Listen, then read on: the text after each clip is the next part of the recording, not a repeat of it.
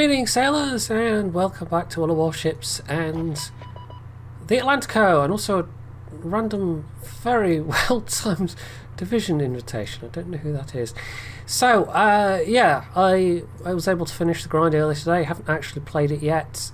It was really the base XP missions that were the most grindy, although the what was it?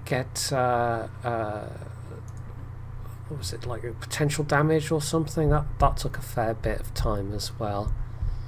Yeah, 48 million potential damage, which it took me grinding almost the entirety of both these 42,000 base XP to achieve that. So yeah, that was one of the ones where I thought maybe I'm going to have to like buy the token, but in the end I actually played a bunch of games in high-tier French destroyers, which are quite good for getting both XP in destroyers and also getting potential damage, because you run around like a madman and everyone shoots at you.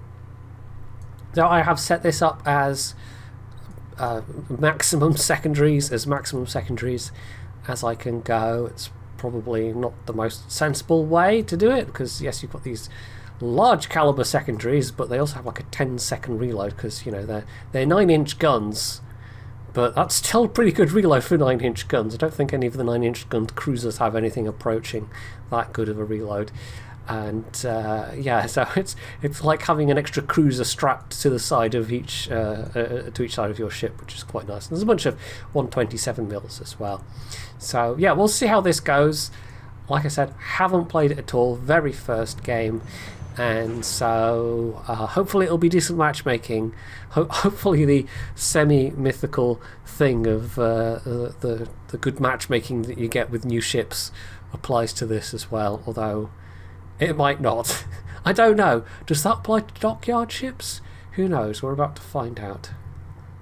So, kind of. It's all tier 8 matchmaking, but there is a CV. So yeah, that's going to be slightly annoying. I don't think the AA is too bad on this, actually. I mean, it's a somewhat fictional ship. I mean, it is actually based on a real life concept, but you know, nothing like this was ever actually laid down. And then they've done the usual thing of they've put a fictional refit on the fictional thing. And also, I should give a shout out. I'm trying to get a good view of the flag there, but yeah. Pride Month, woo, all that jazz. So, you know, that's going on at the moment, so that's cool.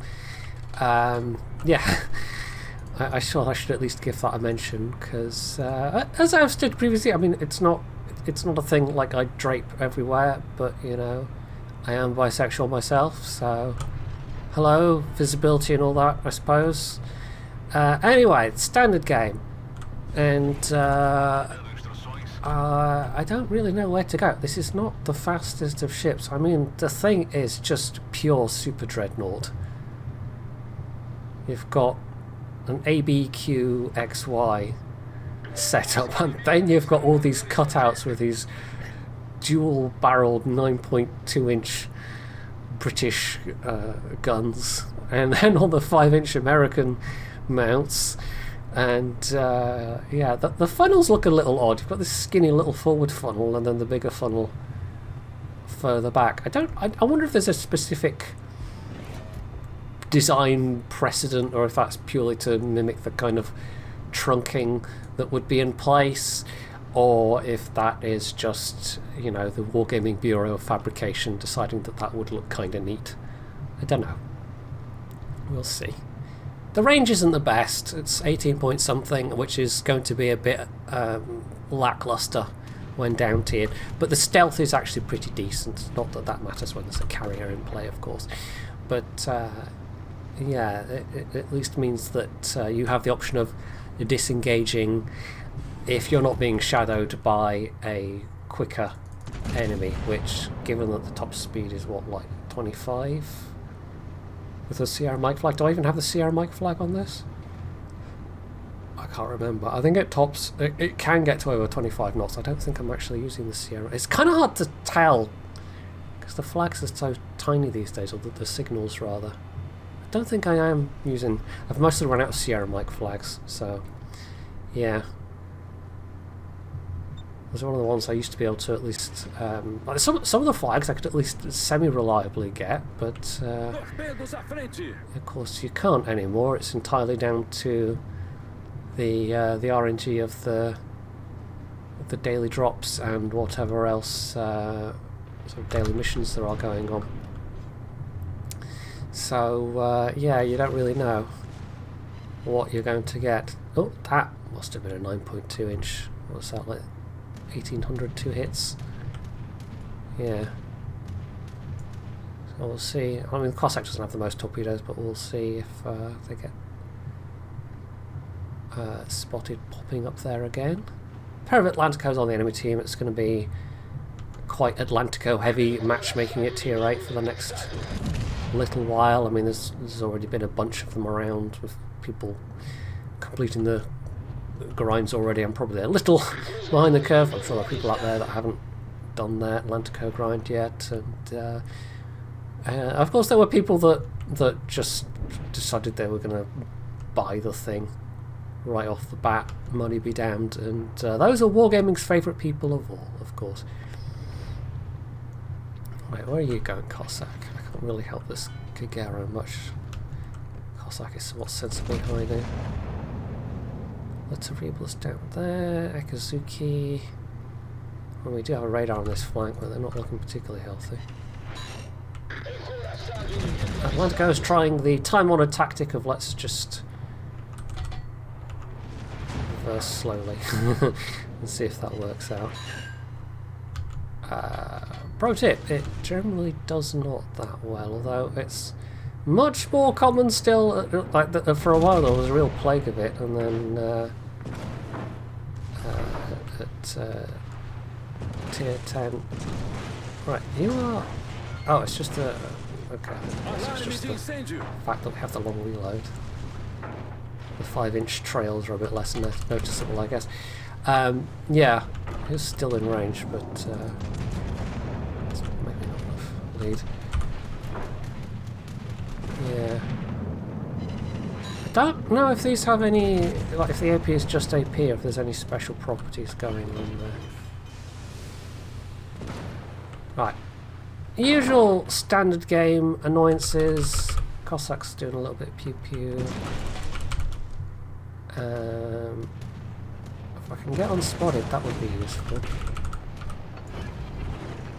But, you know, planes. There's the Cossack Dorps. Just nothing they want to avoid. Then we have the one set, so I don't really have to worry that much.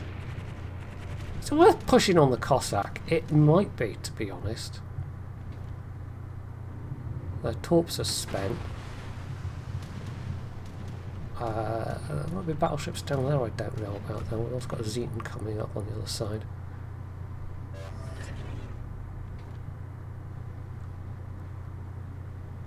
That's the part we're having someone to help flush out that Cossack would be useful, but never mind. Just try and do something about the Zeton. The turret response is very, very nice. It's 30 seconds, so you basically, you know, that's points that you do not have to spend on the turret response, which is sort of unusual for a dreadnought or a super dreadnought design. But that tends to be a pure balancing thing, turret traverse. Torpedos a este bordo. Torpedos atrás. Yeah, they don't really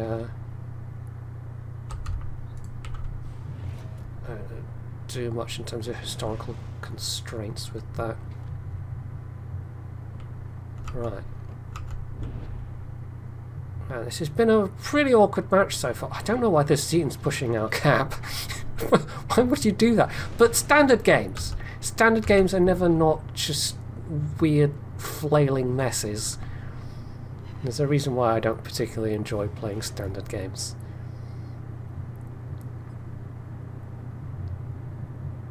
I've been hoping beyond hope for some time that we'll get the option to veto them or something, but who knows. Hey, at least am I right in remembering the epicenter is just gone for the time being, or is it only partially replaced with the thingamy mode, the arms race? Which I've already had one arms race match so far, which was actually quite fun.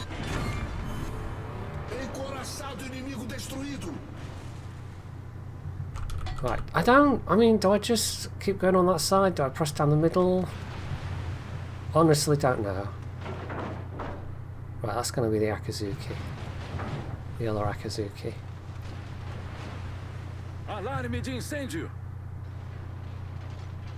I kind of feel like I should at least... Because if I go herring off down there, you know, that leaves the cat vulnerable. But I'll be sacrificing, you know, it might not be a good idea, but it also might be sacrificing damage. Right, that's the Cossack. There we go again. Why is there a motel back there? I don't know. They're somewhat misnamed as hero. Which turns out to not really suit their actual playstyle at all. Who knows?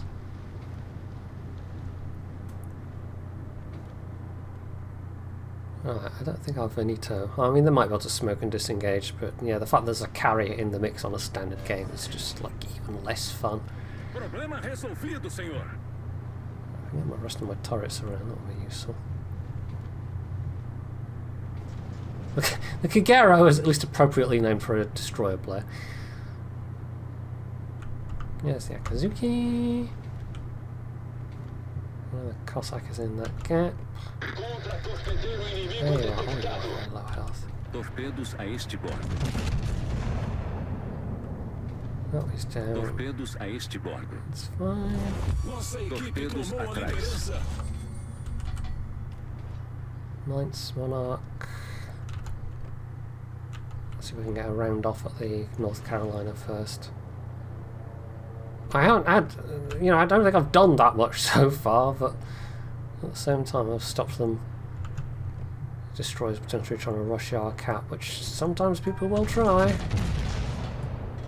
Let's see if we can't get a bit more up close and personal with the Monarch and the Mines. Some of this armor fares. It does feel weird not having AP as an option in a battleship, HE rather. Not that I'm one of those players that's like, oh, I must spam HE all the time, but it can be a useful tool. Right, that was actually the Mites. I thought that was Akazuki going pew pew, but no, that's the Mites going pew pew, which makes sense. We do seem to be winning this one. I think we can afford to be a little more pushy. Come on then, where are you? Right, here's where the 11.5 concealment comes in quite useful. I can come around this corner and not be horribly exposed on my broadside.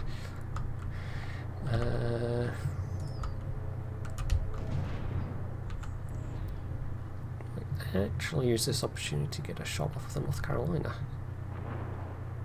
which may even be the kill shot, although someone else might get him. He's going. No, there we go, went down right a knots there.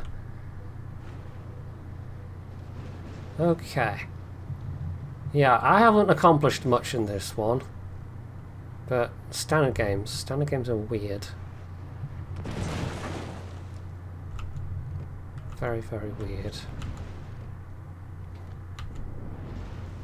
I've got to say, the turret angles are pretty good. Like, this is not... I'm not having to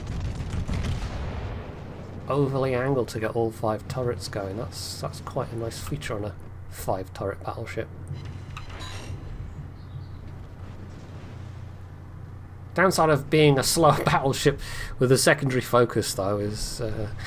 yeah, you kind of need them to come to you.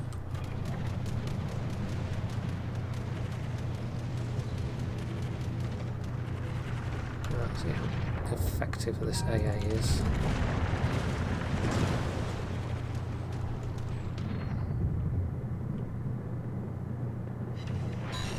I mean, that's a okay amount of DPS for the time they were in my AA bubble.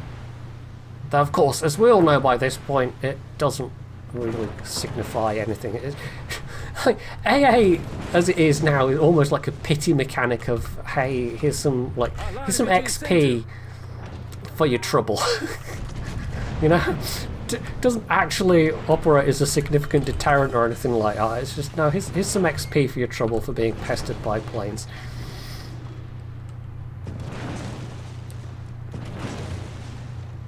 Anyway, get some secondaries going on in the Monarch. See how well my armour holds up, because I don't have fire prevention and things like that, so... It's always, when you want to do this kind of brawling build, it's almost counterproductive in that you have to drop a bunch of survivability stuff in order to actually do it. Oh, Citadel, not bad. Only 2 hits though, that's a bit disappointing. There's the Aki's Torps.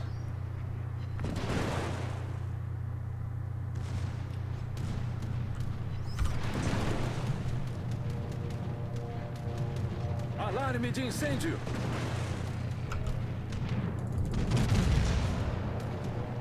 Yeah, I really can't complain about these turret angles. It's pretty nice.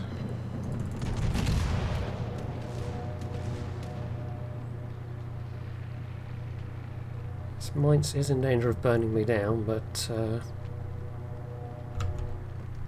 20 odd seconds from repair, 30 odd seconds from heal.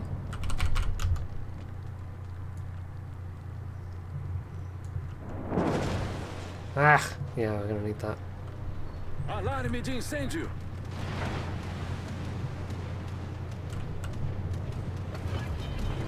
You know, Mice, you'd get more XP from resetting the Vladivostok, just saying. plus no bully. So considering this is like the last guy left alive, he's taking a weirdly small amount of attention. I mean, I don't know, does the Martel have range even? I guess it's me, the Vladivostok, and yeah, are you actually firing at Vladivostok? Please fire at him. I think he is. Oh, I was about to say, yay, unspotted, but no, there's planes. Do not get to be unspotted for long. Come on, kill it before it kills me with fire.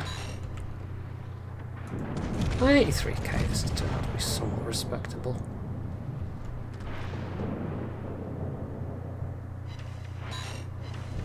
Ah, he got to live. Oh well.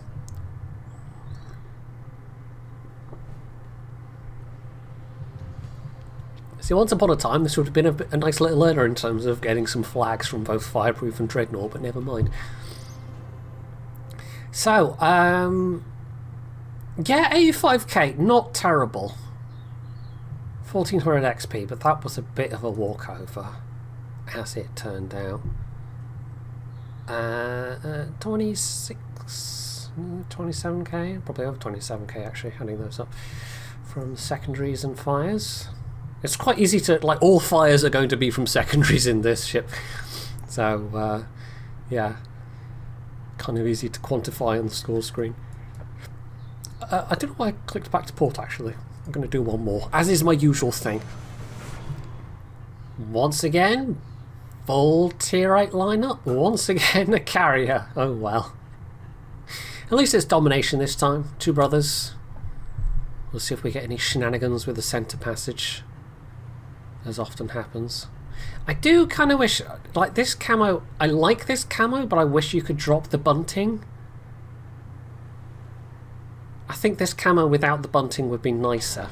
I mean, I know the dockyard special camos typically have, you know, extra adornments, but yeah, I prefer the lines and colours of this, of the actual paint compared to the standard perma camo this has, but I just feel the bunting doesn't quite fit. I don't know, maybe someone will make a mod. I don't know if I could figure out how to remove such a thing. Like, doing something like the flags is relatively easy, as I discovered. I've done a whole video on how to replace signals. You can replace basically anything that's like signals and flags is pretty easy to let you just create an appropriate subfolder in your mod folder that has the right kind of directory path, and substitute the flag that you want. So you're not even overwriting anything, you're just kind of telling it, hey, this modded flag overwrites the base flag, and hey presto, it's quite simple. And I think in theory putting the files in the same way for like a camouflage would be the same, but actually editing or doing custom camouflage files is a far more finicky process, as I discovered when I was reading into it, which is how I ended up just doing a custom flag instead. Although since the last like 2 patches, for some reason, I don't know if I'm going to have to redo them, but yeah, it's not showing up when I zoom out, so yeah. I don't know if I'm going to have to like regenerate these, or if there's something different about how the flags are stored now that they are. It used to be just a single big file with all the flags, and now they are separate, stored as like separated individual entities. So maybe that changed something, but I don't know. That was the case. Like there were a couple of patches where that was the case, and it looked fine. And then like the last 2 patches now, it's been kind of weird like that. It disappears when I'm zoomed out 20 degree. So I don't know what's going on there. It's mildly annoying, but hey, I know my flags are there. I just wish I could put my Saltire flag on at the same time. Right, that Borodino's going in a bit face first. We don't have... our destroyers are all in a division, and they're all on the other flank, so that's actually... like, we're going to have to be doing a bit of a defensive action on this flank. Hopefully we'll have the attention of the carrier. Huh, they're gonna... okay, the Xianyang's in the middle. Kagero on this flank. So they're all spread out, whereas ours are all concentrated together, although we did just lose one of that division. It was way too far up, considering the CV's in play. So yeah, that was not the smartest move ever. I also don't think this Borodino should have pushed up this far. Borodino is not a tanky ship. It's one of these ones you look at it and they're all forward guns and you think, oh yeah, that's going to be like a bow tanker. It really is not. The guns are wonderful. Borodino's probably my favourite Russian/Soviet battleship to play, but yeah, you pay for that with a very, very squashy platform. It's a true battle cruiser in that regard. It's one of those ones where the temptation is to rush up and use your radar on things, and that's usually not a good idea. Right, the Kagero's going to be off like that side somewhere, so yeah. We are aware that they are there. They're actually backed out, which is interesting. I mean, they might be worried about the Borodino's radar, which is, you know, if they know about it. I think some people... it's one of those ships you don't see that much, so maybe people are less aware it has radar, but yeah, it's either that or they've seen the frequency of planes around and are being cautious on that account. I don't know. They may have just decided to pull away a bit early and just torp as they go.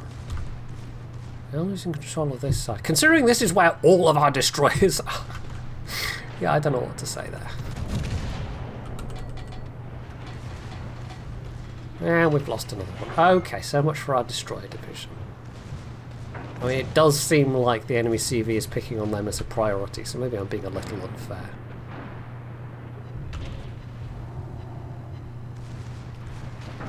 I feel kind of bad the Borodino's taking all this, or tanking all this, but you know, you can't force people to shoot at you. Oh, hello, Kagero. Can't see you, but there we go. That was a very timely radar, as it turned out.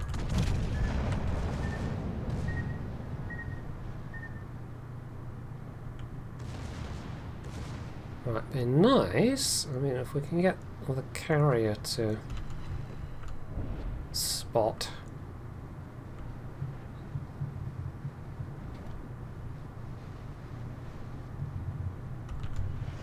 Cheeky little fire. I don't know if that's because you've got smoke. Yeah, there we go.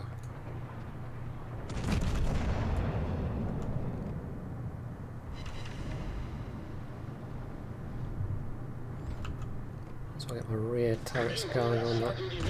In. Oh, also let's try stand the cap, shall we? No point resetting my points. Oh, hello, Atlantico. I mean, I wouldn't have done any damage, but that was still a bit of a slightly risky drop. Right, question is, are you still in the smoke? Or not? I mean, to be honest, when I thought they'd run, I would have thought they would run over more towards the middle. Sticking around on this flank was a profoundly bad idea. There's basically no exit strategy when there's a carrier in play. Right, that little diversion has kind of cost me in terms of positioning and speed.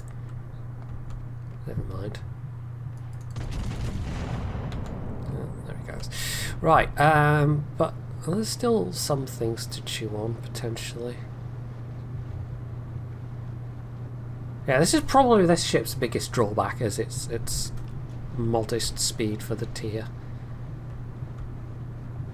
Like 25 knots is not slow, but at tier 8 you're starting to get left behind for sure.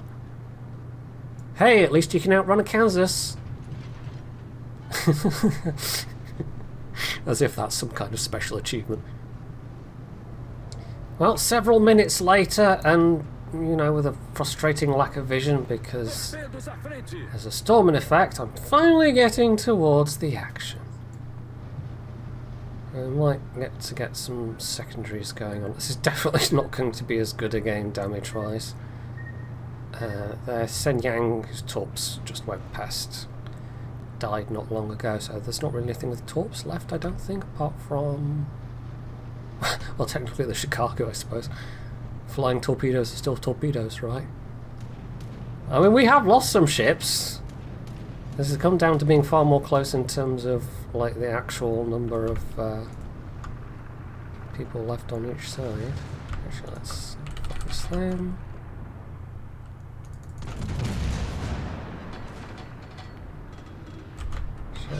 Oh, look, there we go. There's also the carrier there as well. Yeah, well, you know, I got my wish to have some things to shoot at, I guess. Let's focus them a bit more on... if they target outruns, that's probably the more sensible thing to do. I'm gonna try and go for a ram, maybe? I wasn't trying to stay out of the action, it's just this thing is not fast. That combined with the storm limiting vision so totally. Right, I don't think he is trying for the ram. One secondaries. This is almost, I mean, with 9.2 inch secondaries, it would almost be nice if you could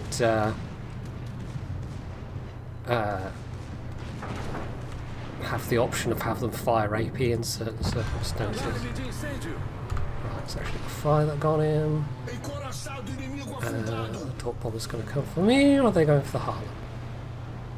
Hard to tell.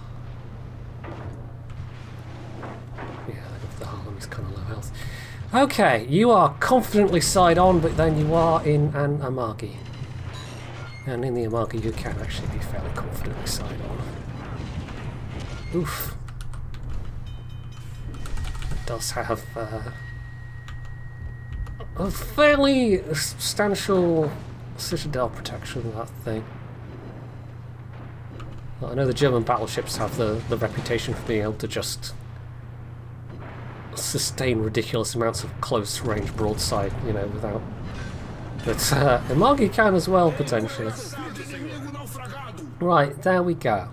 I got some damage out of that in the end, after all. Now we just have to put our AA gunners to work. Does it show me...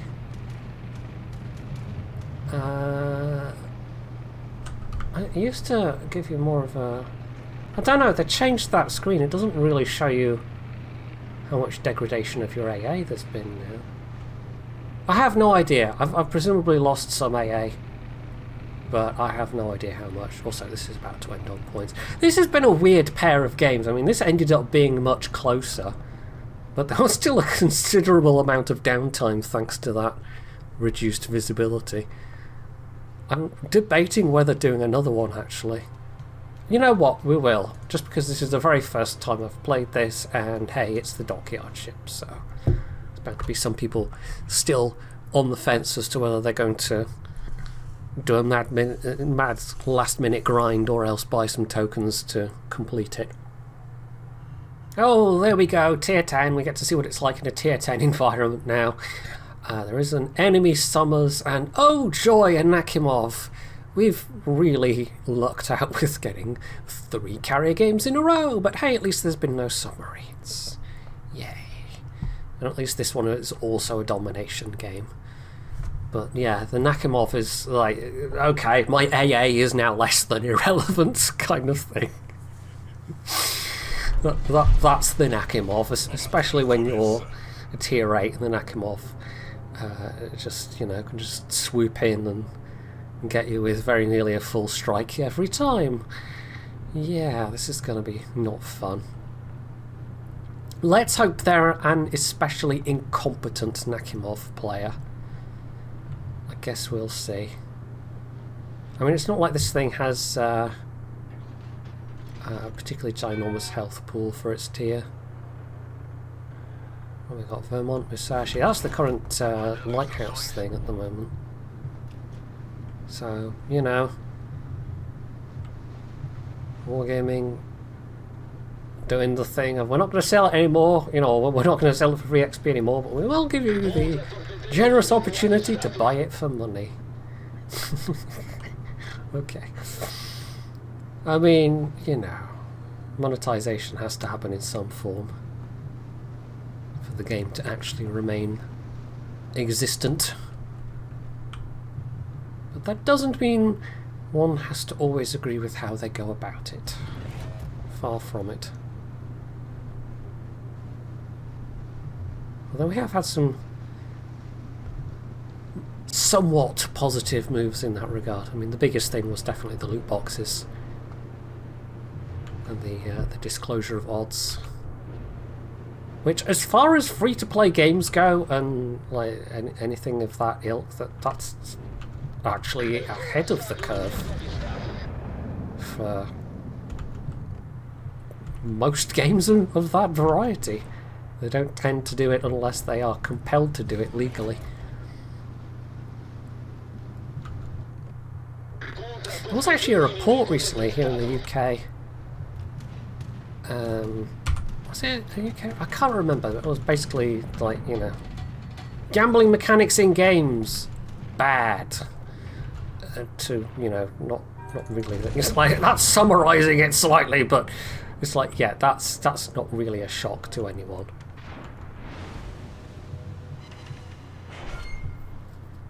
EA might feign shock that anyone could think such a thing, but yeah.